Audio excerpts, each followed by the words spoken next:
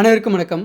சென்னை கும்மிடிப்பூண்டி பகுதியில் 2½ வயசான பீகார் சேர்ந்த ஒரு சின்ன பொண்ணுக்கு நடந்த பாலியல் துன்புறுத்தல் வழக்கை பற்றி நீங்கள் கண்டிப்பாக கேள்விப்பட்டிருப்பீங்க. ஆனால் அந்த பிஞ்சு உடம்புல எந்த அளவுக்கு காயம் ஏற்பட்டிருக்கு, அந்த ஒரு மனுஷன் மிருகமாக மாறி அந்த பிஞ்சு உடம்பை கொதறி போட்டிருக்கான், நாசம் பண்ணி போட்டிருக்கான். அந்த டாக்டர்ஸ் எல்லாம் ஒவ்வொன்றா சொல்லும்போது, அந்த சிறுமி சாகிறதுக்கு முன்னாடி உயிரோடு இருக்கும்போது எந்த அளவுக்கு நரகத்தை அந்த வேதனை அனுபவிச்சிருக்காங்க அப்படின்னு ஒவ்வொன்றா சொல்லும்போது நெஞ்செல்லாம் பதறி போகுது. கொஞ்சம் கூட ஈவர்க்கம் காட்டாமல் இந்த அளவுக்கு பண்ணுவானு அப்படின்னு நமக்கே ஒரு மாதிரி ஷாக்காக இருக்குது, வேதனையாக இருக்குது. அந்த சின்ன பொண்ணு உண்மையிலே நடந்தது என்ன, அதை பார்த்தா நம்ம இந்த வீடியோவில் பார்க்க போகிறோம். டாக்டர்ஸ் சொன்னது என்ன அப்படின்னு ஃபுல்லாக பார்ப்போம். ஸோ என்ன ஆச்சுன்னு பார்த்தோன்னா, சென்னை திருவள்ளூர் பகுதியில் கும்மிடிப்பூண்டி ஏரியாவில் சிப்காட் இருக்குது. நிறைய தொழிற்சாலைகள் அங்கே நிறையா இருக்குது. அதில் ஒன்று ஸ்டீல் ஃபேக்ட்ரி. அந்த ஸ்டீல் ஃபேக்ட்ரியில் பீகாரை சேர்ந்த பீகார், ஒடிசா, வெஸ்ட் பெங்கால், அப்புறம் யூபி, எம்பி அப்படின்னு நிறைய மாநிலத்தை சேர்ந்த தொழிலாளர்கள் அங்கே வேலை பார்த்துட்ருக்காங்க. அவங்க எல்லாருமே அந்த தொழிற்சாலைகளை சுற்றி பக்கத்தில் இருக்க சின்ன சின்ன கிராமம், அதே மாதிரி சின்ன சின்ன வீடு எடுத்து அங்கெல்லாம் தங்கியிருக்காங்க. தமிழாளங்களும் அங்கே இருக்காங்க. தமிழாளங்களும் அந்த ஃபேக்ட்ரி எல்லாத்துலேயும் வேலை பார்த்தா இருக்காங்க. ஸோ ஒட்டுமொத்தமாக தமிழாளுங்க, நார்த் இந்தியன்ஸ் எல்லோரும் ஒன்றா சேர்ந்து ஒரே ஏரியாவில் தான் இருக்காங்க. அந்த ஏரியாவில் தான் பார்த்தோன்னா ஒரு ஃபேமிலி இருக்காங்க. அம்மா, அப்பா, அவங்களுக்கு 2½ வயசான ஒரு சின்ன பிள்ளை, ஒரு பெண் குழந்தை. கடந்த ஜூன் 14, 2026 ஞாயிற்றுக்கிழமை அந்த சிறுமுடியை அம்மாப்பா 2 பேரும் வீட்டில் இருக்காங்க. அவங்களுக்கு அன்றைக்கி லீவு, சமைச்சு சாப்பிட்டுட்டு வீட்டில் இருக்காங்க. சாயந்தரம் ஒரு 4:45, 5 மணி வாக்கில் பார்த்தோன்னா அந்த சிறுமி வீட்டை விட்டு வெளியே விளையாட போகிறாங்க. பக்கத்தில் நிறைய சின்ன பிள்ளைங்கள் இருக்காங்க. வழக்கமாக வெளியே விளையாட போகிறது வழக்கம் அந்த சின்ன பிள்ளைக்கு. ஸோ அந்த பேரண்ட்ஸும் கண்டுக்கல, போய் விளையாடணும் அப்படின்னு சொல்லி விட்டுறாங்க. இந்த சிறுமியும் வெளியே விளையாட போகிறாங்க. டைம் போயிட்டே இருக்குது. ஒரு சமயத்தில் அந்த சிறுமியுடைய அம்மா தன் பொண்ணு எங்கே போனோம் அப்படின்னு தன் பொண்ணை தேடி வெளியே பார்க்குறாங்க. அப்படி பார்க்கும்போது வீட்டு முன்னாடி சரி, பக்கத்துலேயும் சரி, வழக்கமாக அந்த சின்ன பொண்ணு எங்கெல்லாம் விளையாடுவாங்களோ அங்கே யாருமே இல்லை. ஸோ தான் பொண்ணு எங்கே போனா அப்படின்னு பக்கத்தில் இருக்க ஒவ்வொரு தெரிஞ்ச வீடாக போய்ட்டு தேடி பார்க்குறாங்க. சின்ன குழந்தைங்களாம் எங்கே இருப்பாங்களோ, தான் பிள்ளை எங்கெல்லாம் போவாங்களோ அங்கெல்லாம் போய் தேடி பார்க்குறாங்க. ஆனால் எங்கே தேடினாலும் அந்த சின்ன பிள்ளையை காணோம். அந்த ஏரியா முழுக்க சர்ச் பண்ணி பார்க்குறாங்க. அது புதுப்பேட்டை அப்படி சொல்லக்கூடிய ஒரு ஏரியா. அங்கே ஃபுல்லாக தேடி பார்க்குறாங்க. ஆனால் எங்கே தேனாலும் கிடைக்கல.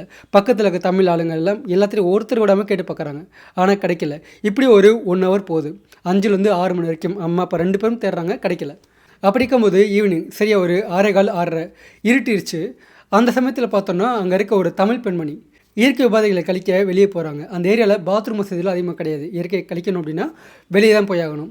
பக்கத்தில் இருக்க ஒரு சின்ன காட்டுக்குள்ளே போகிறாங்க.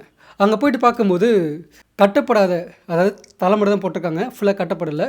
அந்த தளத்து பக்கத்தில் காணாமல் போன இந்த சிறுமி கிடக்காங்க. அவங்க உடம்புல போட்டிருக்க ட்ரெஸ் எல்லாம் கிழிஞ்சிருக்கு.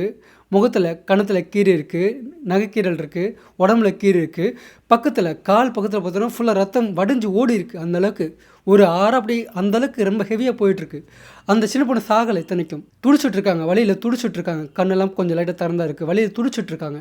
அதை பார்த்த உடனே இந்த அம்மா பதறி போகிறாங்க. ஏன்னா 2½ வயசான ஒரு குழந்தை அந்த சமயத்தில் அந்த மாதிரி பார்த்த உடனே பதறி போகிறாங்க.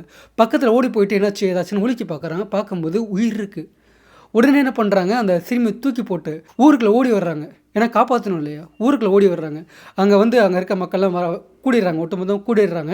இந்த சிறுமிக்கு தண்ணிலாம் கொடுத்து ஊசி பார்க்குறாங்க. உயிர் இருக்குது. ஆனால் அந்த பொண்ணால் எதுவும் பேச முடியல. அதே சமயத்தில் பார்த்தோன்னா அந்த சின்ன பிள்ளைய பேரண்ட்ஸும் அவங்க ஓடி வந்துடுறாங்க. இந்த மாதிரி அவங்க பொண்ணு இருக்கா அப்படின்னு தெரிஞ்ச உடனே அவங்களும் ஓடி வந்துடுறாங்க. அந்த சின்ன பொண்ணை அந்த மாதிரி நிலைமையில பார்த்த உடனே அங்கே இருக்க எல்லாத்துக்கும் நல்லா தெரிஞ்சு போச்சு. என்ன பண்ணியிருப்பாங்க, என்ன ஆயிருக்குன்னு அவங்களால புரிஞ்சிக்க முடியுது. உடனே என்ன பண்ணுறாங்க, அந்த சிறுமி மீட்டு பக்கத்தில் இருக்க கும்மிடிப்பூண்டி அரசு மருத்துவமனைக்கு கொண்டு போகிறாங்க. இதே சமயத்தில் அந்த ஊரில் பார்த்தோன்னா மக்கள் எல்லாருமே கோச்சு போகிறாங்க. ஏன்னா ஒரு சிறுமி டார்ச்சர் பண்ணியிருக்காங்க, பாலியல் துன்புறுத்தல் பண்ணியிருக்காங்கன்னு நல்லாவே தெரிஞ்சு போகுது. ஏன்னா கீழே ஃபுல்லாக ரத்தமாக ஓடுது, ஃபுல்லாக தெரிஞ்சு போச்சு. ஸோ உடனே என்னாச்சு ஏதாச்சுன்னு எல்லா மக்களும் அதிகம் பேச ஆரம்பிக்கிறாங்க. அப்போ அங்கே இருக்க இன்னொரு தமிழ் பெண்மணி, தமிழ் ஆளுங்க ஒரு பெண்மணி என்ன சொல்கிறாங்க, ஆமாம் இந்த சின்ன பிள்ளை நான் பார்த்தேன். ஒருத்தர் பக்கத்து வீட்டில் ஒரு 4 பேர் வந்திருக்காங்க.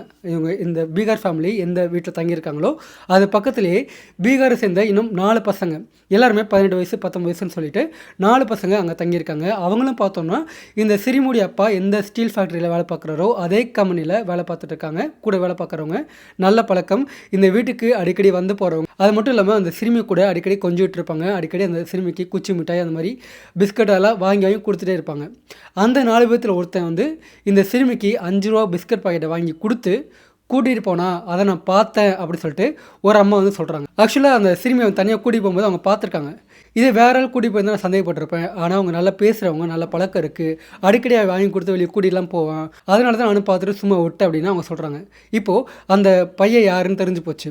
உடனே என்ன பண்றாங்க, அந்த சிறுமியுடைய அப்பா, அதே மாரி அந்த ஏரியால இருக்க தமிழ் ஆளுங்களும் சரி, தமிழ் ஆளுங்க, தமிழ் பெண்மணிகள், அதே மாரி அங்க இருக்க நார்த் இந்தியன்ஸ் பெண்கள் இருப்பாங்க இல்லையா? அவங்க, ஆண்கள் அப்படின்னு எல்லாருமே ஒட்டுமொத்த அந்த ஏரியா ஒண்ணா சேர்ந்துட்டு, இந்த சிறுமியுடைய வீட்டு பக்கத்துல இருக்க அந்த வீட்டுக்கு வந்து போறாங்க. அங்க போனா 19 வயசான பிபின் மஞ்சு அப்படின்னு சொல்லக்கூடிய ஒருத்தன் இருக்கான். அவன் தான் அந்த சின்ன பொண்ண கூட்டிட்டு போனான். அத பார்த்த சாட்சிகளும் இருக்காங்க. உடனே என்ன பண்றாங்க, இவன் தான் அந்த பொண்ண வந்து கண்டிப்பா அது மாரி பண்ணியிருக்கணும் அப்படின்னு, அங்க இருக்க எல்லா ஆளுங்களும் ஒண்ணா சேர்ந்து அவன அடிச்சு கேட்க ஆரம்பிக்கிறாங்க. அப்ப அவனும் அடி தாங்க முடியாம உண்மையெல்லாம் சொல்ல ஆரம்பிக்கிறான். நல்லா புரிஞ்சுக்கங்க.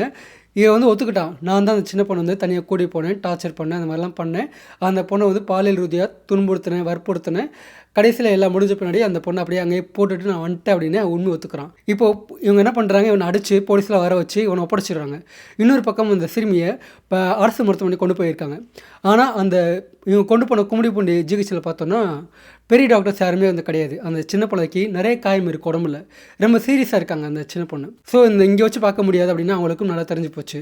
சரியா நைட்டு ஒரு 10 மணிக்கெல்லாம் பார்த்தோன்னா அவங்க சொல்லிடுறாங்க, இந்த மாதிரி இங்கே வச்சு பார்க்க முடியாத மாதிரி ரொம்ப சீரியஸாக இருக்காங்க, நீங்கள் உடனே இப்போ பெரிய ஆஸ்பத்திரிக்கு ஸ்டான்லி மருத்துவமனைக்கு வந்து கொண்டு போயிருங்க, அங்கே நாங்கள் இன்ஃபார்ம் பண்ணிடுறோன்னு எழுதி கொடுத்துட்றாங்க. உடனே இந்த பேரண்ட்ஸ் என்ன பண்ணுறாங்க, அந்த சிறுமியை வந்து ஆம்புலன்ஸில் வச்சு ஸ்டான்லி மருத்துவமனைக்கு வந்து கொண்டு போகிறாங்க. அங்கே அந்த சின்ன பிள்ளைக்கு சிகிச்சையெல்லாம் கொடுக்குறாங்க. நிறைய உடம்புல ரொம்ப காயம் வந்து ஏற்பட்டிருக்கு. அவங்க அப்போ வரைக்கும் அந்த சிறுமிக்கு என்ன ஆயிருக்கு அப்படின்னு வெளியே சொல்லலை. பாலியல் துன்புறுத்தல் நடந்திருக்கு, ஆனால் உண்மையிலே என்ன ஆயிருக்குன்னு சொல்லலை. சிகிச்சையெல்லாம் கொடுக்குறாங்க. அந்த சின்ன பொண்ணால் சுவாசிக்க முடியல, வேறு எதுவும் பண்ண முடியல. ஐசியூவில் வச்சு அந்த செயற்கை சுவாசம் கொடுக்குறாங்க. அவங்களால எவ்வளோ தூரம் முடியுமோ அவ்வளோ தூரம் பெஸ்ட்டாக வந்து கொடுக்குறாங்க. டைம் போயிட்டே இருக்குது.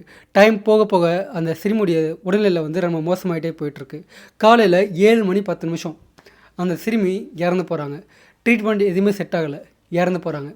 இப்போது அந்த சின்ன பொண்ணு இறந்து போன பிறகு அந்த சிறுமி எப்பேற்பட்ட கொடுமைகள் அனுபவிச்சாங்க, அவங்க உடம்புல என்னென்ன காயம் இருக்குது அப்படின்னு டாக்டர்ஸ் ரொம்ப ஓப்பனாக வந்து மீடியாவுக்கு வந்து சொல்கிறாங்க. அதில் அவங்க சொல்கிறது முக்கியமாக என்னென்னு பார்த்தோன்னா, அந்த சிறுமியுடைய இறப்புக்கு உண்டான முக்கியமான காரணம் அதிகப்படியான இரத்தப்போக்கு. அந்த இரத்தப்போக்கு எது வழி ஏற்பட்டுச்சு அப்படின்னு கேட்டிங்கன்னா ஷாக் ஆவீங்க. அந்த சிறுமியுடைய அந்தரங்க உறுப்பு, பிறப்பு உறுப்பு, அது மட்டும் இல்லாமல் ஆசனவாய் பகுதி, மலம் கழிப்போம் இல்லையா, அந்த ஆசனவாய் பகுதி 2 இடமும் ஃபுல்லாக டேமேஜ் ஆகிருக்கு. 2 இடமும் செதஞ்சு போச்சு, கிழிஞ்சு போச்சு. இந்த பெவின் இருக்கான் இல்லையா, 19 வயசானவன், அவன் ரொம்ப சின்ன பையன் தான், பார்க்குறதுக்கு ரொம்ப சின்னவனாக தான் இருக்கான். ஆனால் அவன் என்ன பண்ணியிருக்கான், அந்த சிறுமுடிய பிறப்புறுப்புலையும் சரி, பின்னாடி இருக்க ஆசனவாய் பக்கத்துலேயும் சரி, மாறி மாறி அந்த சிறுமியை நாசம் பண்ணியிருக்கான். அந்த சிறுமி நாசம் பண்ணும்போது அந்த பகுதியெல்லாம் கிழிஞ்சு போயிட்டு வழியில் கதறி துடிச்சிருக்காங்க.